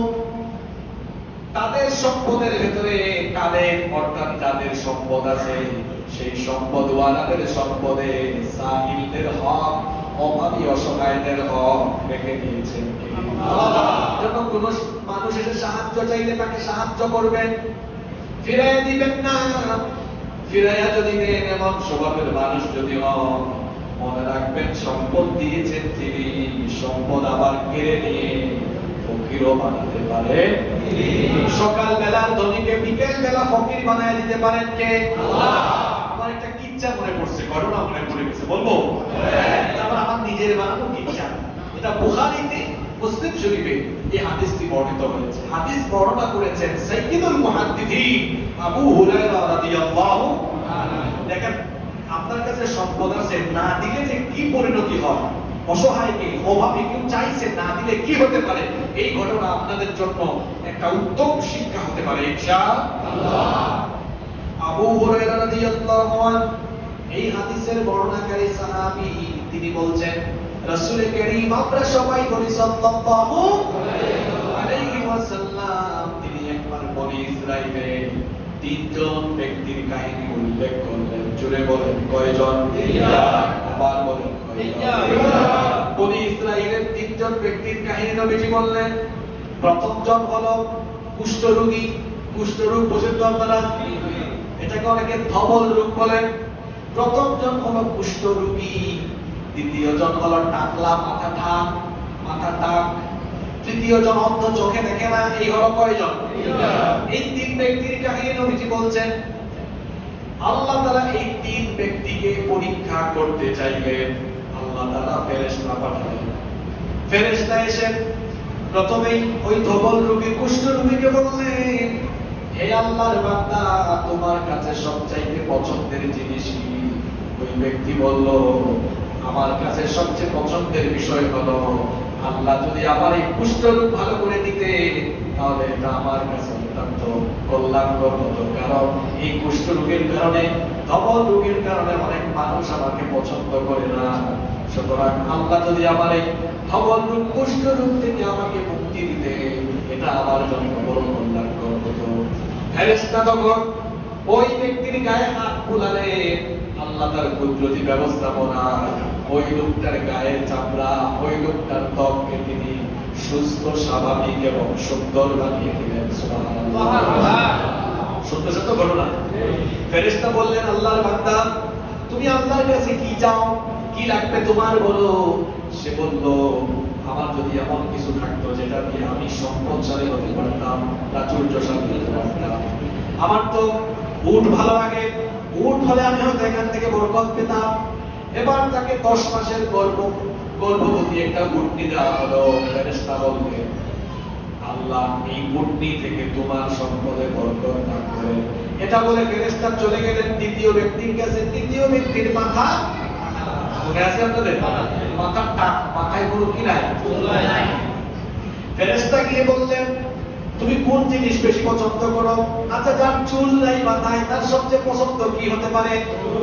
সে বলে, ভাই আমি তো রাস্তায় বের হলে মানুষ আমাকে টাকলা বলে, যদি মাথায় চুল থাকতো, কেশ থাকতো, তাহলে ভালো হতো। ফেরেশতা মাথায় টাক, মাথায় যখন হাত বুলায় দিলেন, আল্লাহ তার মাথার মধ্যে চুল গজায় দিলেন। সুবহানাল্লাহ। এরপরে ওই লোকটাকে গর্ভবতী গাভী দেওয়া হলো। বলা হলো, এই গাভী থেকে আল্লাহ তোমার সম্পদে বরকত দিন। ফেরেশতা চলে গেলেন তৃতীয় ব্যক্তির কাছে। তৃতীয় ব্যক্তি ছিল অন্ধ, চোখে দেখে না। এখন যেই ব্যক্তি চোখে দেখে না, তার জন্য সবচেয়ে পছন্দের বিষয় কি হতে পারে? ফেরেশতা বললেন তুমি কি চাও? সে বলল আমি যদি চোখে দেখতে পারি এটাই হলো আমার জন্য সবচেয়ে সেরা বিষয়। ফেরেশতা এবার তার অন্ধ চোখের উপরে যখন হাত তুলায় দিলে আল্লাহ তাআলা তার চক্ষু ভালো করে দিয়ে আল্লাহ তাআলা তাকে চক্ষুষ্মান বানিয়ে দিলেন। ফেরেশতা আবার তাকে গর্ভবতী একটা ছাগি দিলেন, দিয়ে বললেন এই ছাগির মাধ্যমে আল্লাহ তোমার সম্পদে বরকত দিন। লোক ছিল মোট কয়জন? একজন কুষ্ঠরোগী, একজন কুষ্ঠরোগী, আরেকজন মাথায় পাত, আরেকজন অন্ধ। তিনজনের এই অবস্থা থেকে মুক্তি দেওয়া হলো। পাশাপাশি তিনজনকে সম্পদশালী বানানো হলো কেমনে? প্রথম জনকে দেওয়া হলো গর্ভবতী উটনি, দ্বিতীয় জনকে দেওয়া হলো গর্ভবতী গাভী, তৃতীয় জনকে দেওয়া হলো গর্ভবতী ছাগি। এবার কিছুদিন পর দেখা গেল এমন অবস্থা হলো উটনি থেকে, গাভী থেকে, ছাগি থেকে এত পরিমাণ পশু আসলো যে পশুর মালে তাদের উপত্যকা একেবারে পরিপূর্ণ হয়ে গেল। অনেক টাকা বলা হয়ে গেছে। আগে ছিল রোগী, সমস্যাগ্রস্ত, এখন তারা সুস্থ স্বাভাবিক, আমার সাথে সাথে তারা সম্পদশালী, সাথে সাথে কি এবার আল্লাহ তাদেরকে পরীক্ষা করতে চাই। ওই ফেরেশতাকে কয়েক বছর পরে পাঠালেন। শুনতেছেন তো আপনারা? এই ফেরেশতা এসে প্রথম ব্যক্তি কুষ্ঠরোগীকে গিয়ে বললেন এখন তার কুষ্ঠরোগ নাই। এখন যে সম্পদশালী ফেরেশতা গিয়ে বললেন দেখেন আমি মুসাফির মানুষ, আমি যা নিয়ে এসেছিলাম হারিয়ে ফেলেছি, সম্পদ বলতে যা ছিল সব হারিয়ে ফেলেছি। আমি আমার দেশে ফিরে যাব, কিন্তু পাথেও নাই, কিছুই আমার সাথে নাই। আপনার তো অনেক সম্পদ, অনেক উট আছে, আমাকে একটা উট দিয়ে দেন যেটা দিয়ে আমি আমার এলাকায় পৌঁছাতে পারি। আপনাকে তো আল্লাহ অনেক সম্পদ দিয়েছেন। ওই ব্যক্তি তখন বললেন এই সম্পদ আমাকে আল্লাহ দেন না, এগুলো আমার বাপ-দাদার কাছ থেকে পেয়েছি। তখন ফেরেশতা বললেন তুমি আমাকে ভুলে গিয়েছো, কয়েক বছর আগে আমি তোমার কাছে এসেছিলাম, তুমি তো কুষ্ঠরোগী ছিলে, আল্লাহ তোমার কুষ্ঠরোগ ভালো করেছেন, সম্পদ ছিল না, আল্লাহ সম্পদ দিলেন। আজকে তুমি সম্পদশালী হয়ে অভাবী এসেছে তাকে তাড়িয়ে দিয়েছো। আসলে আল্লাহ তোমাকে পরীক্ষা করেছেন, তুমি পরীক্ষায় ফেল করেছো, আল্লাহ তোমাকে আবার পূর্বের অবস্থায় ফিরিয়ে দিবেন। আল্লাহ আবার তাকে আগের অবস্থায় ফিরিয়ে দিবেন। এবার ফেরেশতা দ্বিতীয় ব্যক্তির কাছে গেলেন, মাথায় এখন তো আটটা নাই, তার গাভী আর গাভী। ফেরেশতা গিয়ে তার কাছে একটা গাভী চাইলেন, সে দিল না, সেও বলল বাপ-দাদা থেকে পেয়েছি। এবার আল্লাহ ওই ব্যক্তিরও সম্পদ কেড়ে নিয়ে আগের অবস্থায় ফিরিয়ে দিলেন। তৃতীয় ব্যক্তির কাছে যখন ফেরেশতা চলে গেলেন, ফেরেশতা গিয়ে যখন তার কাছে একটা ছাগি চাইলেন, অন্ধ ব্যক্তি তখন বললেন একটা না দুইটা না, যতটা মন চায় ততটা তুমি নিয়ে যাও। কারণ হলো আমি এক সময় অন্ধ ছিলাম, চোখেও দেখতাম না, আমার রব আমাকে চোখের আলো ফিরিয়ে দিয়েছেন। আমার কোনো সম্পদ ছিল না, আমার রব আমাকে দয়া করে সম্পদশালী করেছেন। যেহেতু সম্পদ আমি নিজের যোগ্যতায় অর্জন করিনি, আমাকে সম্পদ আল্লাহই দিয়েছেন। আল্লাহর দেওয়া সম্পদ আল্লাহর পথে খরচ করতে আমার কোনো দ্বিধা নাই। তুমি তো অভাবী মানুষ, অসহায় মানুষ, তোমার মতো আমিও এক সময় অভাবী ছিলাম, আমিও এক সময় অসহায় ছিলাম। সুতরাং অভাব আর অসহায়ত্ব থাকলে পরে কেমন অনুভূতি হয় এটা কিন্তু আমি বুঝি। সুতরাং তোমার যতগুলো মন চায় ততগুলো নিয়ে যাও, আমার কোনো আপত্তি নাই। ওই সময় ফেরেশতা বললেন একটাও দরকার নাই, একটাও লাগবে না। আল্লাহ যে পরীক্ষা করেছেন সেই পরীক্ষায় আপনি উত্তীর্ণ হয়ে গিয়েছেন। তিন ব্যক্তির মধ্যে পরীক্ষায় পাস করলো কয়জন? ফেল করলো কয়জন? তাহলে আপনাদেরকে আল্লাহ সম্পদ দিয়ে পরীক্ষা করছেন। এই পরীক্ষায় আপনি আমি আমরা সবাই উত্তীর্ণ হওয়ার দরকার আছে না নাই? আল্লাহ এবার আমাদেরকে বলছেন যে সম্পদ পেয়েছো আম্মাস সাইরা ফালা তানহার, অভাবী অসহায় আসলে ধমক দিও না, তাড়িয়ে দিও না। ওয়াফি আমওয়ালিহিম হাক্কুল লিস-সাইরি ওয়াল মাহরুম, তোমার সম্পদের ভিতরে সাইলদের, এই যে আম্মাস সাইরা ফালা তানহার, ওখানে আল্লাহ বলেছেন আমওয়ালিহিম হাক্কুল লিস-সাইল, তোমার সম্পদের ভিতরে সাইলের হক আছে। সুতরাং কেউ যদি আসে তাড়িয়ে দিও না। যতটুকু সামর্থ্য আছে মানুষের পাশে দাঁড়ানোর দরকার আছে না? আল্লাহ তার নবীকে বললেন ও নবী ফাআম্মাল ইয়াতীম فلا تقهر وأما السائل فلا تنهر وأما بنعمة ربك فحدث অতএব ইয়েতিমের সাথে রূঢ় আচরণ করবেন না, ধমক দিবেন না, অসহায়দেরকেও তাড়িয়ে দিবেন না, বাজে আচরণ করবেন না, ধমকাবেন না। ওয়াম্মা বিনিআমাতি রাব্বিকা ফাহাদ্দিস, আর আপনার রব আপনাকে যে নিয়ামত দিয়েছেন এই নিয়ামতের কথা আপনি ব্যক্ত করতে থাকুন। নিয়ামত পেলে নিয়ামতের শুকরগুজারি করতে হয় কার কাছে? নিয়ামতের শুকরগুজারি হলে নিয়ামত আরো বাড়িয়ে দেন কে? আল্লাহ। এজন্য আল্লাহ বলেছেন লা ইন শাকারতুম লা আযীদান্নাকুম ওয়া লা ইন কাফারতুম ইন্না আযাবি লাশাদীদ। যদি তোমরা কৃতজ্ঞ বান্দা হও তাহলে আমি যে নিয়ামত তোমাদেরকে দিয়েছি এই নিয়ামত আরো বহু গুণে তোমাদের জন্য বাড়িয়ে দিব। সুবহানাল্লাহ। এই হলো সূরা দুহা 11টি আয়াতের সংক্ষিপ্ত তাফসীর। এখান থেকে আমরা কি কি বিষয় জানলাম, কিছু শিক্ষা নিয়ে আজকে বাসায় যাব ইনশাআল্লাহ। এক নাম্বার শিক্ষা, এটি হচ্ছে আমাদের জন্য বড় সান্ত্বনা। যত কঠিন সময় আসুক না কেন, দুর্দিনের পরে সুদিন আছে। গত 15 বছর ধরে যখন চতুর্দিকে মারপিট চলে, আপনাদেরকে আমরা বলতাম হতাশ হইয়েন না, অন্ধকারের পরে আলো আছে, দুর্দিনের পর সুদিন আসে। আজকে কি দুর্দিন শেষ হয়ে যায়নি? গেছে, কিন্তু পুরাটা সুদিন হবে সেই দিন যেই দিন বাংলাদেশের প্রতি ইঞ্চি জমিনের উপরে কোরআনের নাচ কায়েম হবে। সেই দিন হবে আমাদের জন্য সত্যিকারের সুদিন। কিছুটা সুদিন এসেছে, কিন্তু পুরা সুদিন এখনো। এই সুদিনও চলে আসবে ইনশাআল্লাহ। আল্লাহ বলছেন হতাশ হওয়ার কোনো কারণ নাই, তোমাদের রব তোমাদেরকে ছেড়ে দিবেন না। তোমরা যদি রবকে খুশি রাখতে পারো, রব তোমাদেরকে অফুরন্ত নিয়ামত দিবেন। সুবহানাল্লাহ। নাম্বার 2, 2 নম্বর শিক্ষা হলো ওই যে ওয়ালাল আখিরাতু খায়রুল লাকা মিনাল উলা। এখনকার চাইতে সামনের অবস্থা ইসলামের জন্য ভালো হবে না খারাপ হবে? হতাশ হওয়ার কারণ নাই, হতাশ হওয়ার কোনো কারণ নাই। দিকে দিকে ইসলামপন্থীরা মার খেয়েছে, হয়তো সামনে আরো খাবে, হয়তো সামনে আরো জেল জুলুম নির্যাতনের পরীক্ষা দেওয়া লাগতে পারে, হয়তো আরো বহু সংখ্যক মানুষকে, হাজার হাজার লক্ষ লক্ষ মানুষকে শহীদ হয়ে শাহাদাতের ঈদগাহে শামিল হওয়া লাগতে পারে। এরকম পরিস্থিতি আসলে আমরা কি বিড়ালের মতো থাকবো, নাকি আমরা বীরের মতো শাহাদাতের জন্য প্রস্তুত থাকবো? থাকবো তো ইনশাআল্লাহ। থাকবেন, হাত তুলে একটু আল্লাহকে দেখান। মাশাআল্লাহ, আল্লাহ হাতগুলোকে কবুল করেন, বলেন আমিন। যদি এরকম থাকতে পারি, মনে রাখবেন শহীদদের রক্তের উপর দিয়ে, শাহাদাতের ঈদগাহের উপর দিয়ে ইসলাম কায়েম হবে ইনশাআল্লাহ। তাহলে 2 নম্বর শিক্ষা হলো সামনের দিন এটা সুদিন হবে ইসলামের জন্য, কোরআনের জন্য ইনশাআল্লাহ। বলে সাউফা ইউতিকা রাব্বুকা ফাতারদা, শীঘ্রই আল্লাহ এত বেশি নিয়ামত দিবেন যা আমাদের কল্পনারও বাইরে। যদি বলেন কল্পনারও বাহিরে সুদিন আসবে ইনশাআল্লাহ। আপনারা কি এই 2 মাস আগেও ভেবেছিলেন যে এরকম পরিবেশে মাহফিল করতে পারবেন? না। বলেন পেরেছেন? না। আল্লাহ কখন কি করেন আসলে আল্লাহর পরিকল্পনা বোঝা বড় মুশকিল।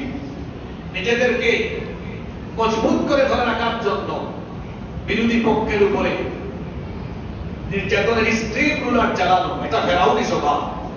আল্লাহ সূরা কাসাসের মধ্যে বলেছেন ইন্না ফিরআউনা আলা ফিল আরদি ওয়াজআলা আহলাহা শিয়া ইস্তাদঈফু তাঈফাতাম মিনহুম ইউদাব্বিহু আবনাআহুম ওয়া ইস্তাহয়ী নিসাআহুম।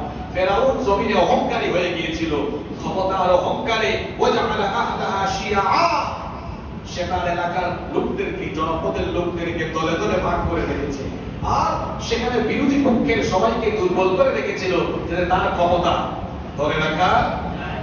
ফেরাউন পেরেছিল না। ফেরাউন যেমন পারে নাই, এই আধুনিক যুগের ফেরাউনরাও তাদেরকে ধরে রাখার জন্য যা করা দরকার সব জায়গায় তাদের লোক সেট করে রেখেছে, কিন্তু শেষ পর্যন্ত শিশু কিশোর আর তরুণ যুবকদের মাধ্যমে একদম দেশ ছেড়ে পালাতে হবে, তারা নিজেরাও কল্পনা করতে পারে কখন কার পরিস্থিতি কেমন হয়। আগেও যাদের দাপটে এলাকা কাঁপত, আজ তারা ইঁদুরের মতো বিড়ালের মতো দেশ ছেড়ে পালিয়ে গিয়েছে। মারামারির ফল ভালো হয়? আমাদের জন্য হারাবার কিছু, আমরা বাঁচলেও ভালো, মরলেও। আমাদেরকে অনেক সময় বলে, আচ্ছা হুজুর, কঠিন কঠিন সময়েও আপনারা যে সত্য কথা বলেন, বলেন কেমনে? কোনো ভয় নাই? না, আমাদের কোনো ভয় নাই। আমাদের ভয় শুধু একজনকে নিয়ে, তিনি কি? আমরা বাঁচলেও ভালো, মরলেও। আচ্ছা, আবু সাইদ যে চলে গেল, এরপরে আরো কত ভাই দিনের জন্য জীবন দিলে, তাদের জীবন কি ব্যর্থ? আমার আপনার টেনশন এখনো আছে, তাদের কোনো টেনশন লা খাউফুন আলাইহিম ওয়া লা হুম ইয়াহজানুন। ভয় নাই, টেনশনও। আমার আপনার ভয় আছে, টেনশনও। কেমন ভয় শুনেন? হায় হায়, সিগন্যাল উঠছে, না জানি আজ রাতে কি হয়। টেনশন আছে। কি টেনশন? এই মাসের বেতন দিয়ে চলতে পারবো কি, কালকে বাজার করতে পারবো কিনা, এই টেনশন। বাজারের টেনশন, চিকিৎসার টেনশন, মিটিং এর টেনশন, এই টেনশন, ওই টেনশন, এই ভয়, ওই ভয়। আর যারা শহীদ হয়ে যায়, এদের কোনো ভয় নাই, টেনশন নাই। এরা জান্নাতি আনন্দে জান্নাতে ঘুরে বেড়ায়। সুবহানাল্লাহ। তাহলে আল্লাহর রাগে জীবন দিয়ে শহীদ হলে লাভ আছে না নাই? জীবন চলে গেলেও লাভ, বাঁচলেও অসুবিধা নাই। আমাদের জীবন থাক আর যাক, আমরা সকল পরিস্থিতিতে আল্লাহর পক্ষে, দ্বীনের পক্ষে, রাসূলের পক্ষে থাকবো ইনশাআল্লাহ। যেন আমার জাতীয় কবি বলেছেন, গুহারা চাহুক দাসের জীবন, আমরা শহীদি দরজা চাই। নিত্য মৃত্যু ভীত হরা, ওরা মৃত্যু কোথায় খুঁজে বেড়ায়। ওরা মৃত্যুকে ভয় পায়, আর আমরা খুঁজি কোন জায়গায় গেলে আল্লাহর দ্বীনের জন্য রক্ত দেওয়া যাবে, জীবন দেওয়া যাবে। আরে নবীজির সাহাবীরা তো এমনই ছিলেন। আল্লাহর নবী শুধু জিহাদের ডাক দিয়েছেন, সাহাবীরা চিন্তা ভাবনা ছাড়াই রক্ত দেওয়ার জন্য, জীবন দেওয়ার জন্য ছুটে গিয়েছেন। এমনকি বাসর ঘরে নতুন স্ত্রীকে বাসর ঘরে রেখে জিহাদের ময়দানে গিয়ে জীবন দিয়েছেন। আল্লাহু আকবার। জীবন দেওয়ার মজা তারা বুঝেছেন। বাসর ঘরে নতুন বউ ধুইয়া জিহাদের ময়দানে চলে যাওয়া, গেলেই জীবন চলে যেতে পারে। এটাকে আপনি কিভাবে চিন্তা করেন? কত বড় কথা এটা, কত বড় বিষয়। নতুন বউকে রেখে চলে গিয়েছেন। জানেন না আপনারা নাম? কোন সাহাবী? কোন সাহাবী? হানজালা রাদিয়াল্লাহু। আরেকজন আছে, দেখি নাম বলেন তো। উনিও নতুন বিয়ে কইরা বউ ফালাইয়া দিয়া চলে গেছে। আব্দুল্লাহ বিন রাওয়াহা। ওই যে মুতার যুদ্ধের শহীদ, মুতার যুদ্ধের 3 জন সেনাপতি, 3 জন শহীদ হয়েছিলেন। এদের মধ্যে একজন ছিলেন নতুন বিবাহিত, আব্দুল্লাহ বিন রাওয়াহা। ইসলাম এমনি এমনি প্রতিষ্ঠা হয় নাই। রাসূলের সাহাবীরা শাহাদাতের মধ্যে জীবন খুঁজে পেয়েছেন, নতুন বউকে ফেলে শাহাদাতের ময়দানে গিয়েছেন। ইসলাম কায়েমের জন্য নতুন বিবি ফেলে গিয়েছেন। ইসলাম কায়েমের জন্য ব্যবসা বাণিজ্য, ভিটা মাটি, ঘর বাড়ি ছেড়ে দিয়ে রক্ত দিয়েছেন, জীবন দিয়েছেন। এই দেশের তরুণেরা, যুবকেরা, সর্বস্তরের জনতা যদি কোরআনের রাজ কায়েমের জন্য এভাবে রক্ত দিতে, জীবন দিতে প্রস্তুত হয়, এদেশে ইসলামের বিজয় কেউ ঠেকাতে পারবে না ইনশাআল্লাহ। জন্য আমরা আমাদের রক্ত আর জীবনকে আল্লাহর জন্য, রাসূলের জন্য উৎসর্গ করতে পারবো তো ইনশাআল্লাহ। এটা হলো আজকের আলোচনার 3 নম্বর শিক্ষা। 4 নম্বর শিক্ষা হলো, এতিমের সাথে, অভাবীর সাথে আমরা কখনো কোনো ধরনের খারাপ আচরণ করব না ইনশাআল্লাহ। আমাদেরকে আল্লাহ যে সামর্থ্য দিয়েছেন, এতিম অসহায়দের পাশে দাঁড়াবো, তাদেরকে সহযোগিতা করব। এই সূরা থেকে এই 4টা শিক্ষা নিয়ে আমরা যদি এই শিক্ষাগুলোর প্রতিফলন জীবনে ঘটাতে পারি, তাহলে আমাদের জীবন সফল হবে ইনশাআল্লাহ। আল্লাহ তাআলা এই শিক্ষাগুলো আমাদের বাস্তব জীবনে প্রতিফলিত করার তৌফিক দান করেন। আমরা সবাই বলি আমিন। মাহফিল কমিটির কোনো বক্তব্য থাকলে আমরা শুনবো, না থাকলে আমরা মোনাজাতে চলে যাব ইনশাআল্লাহ।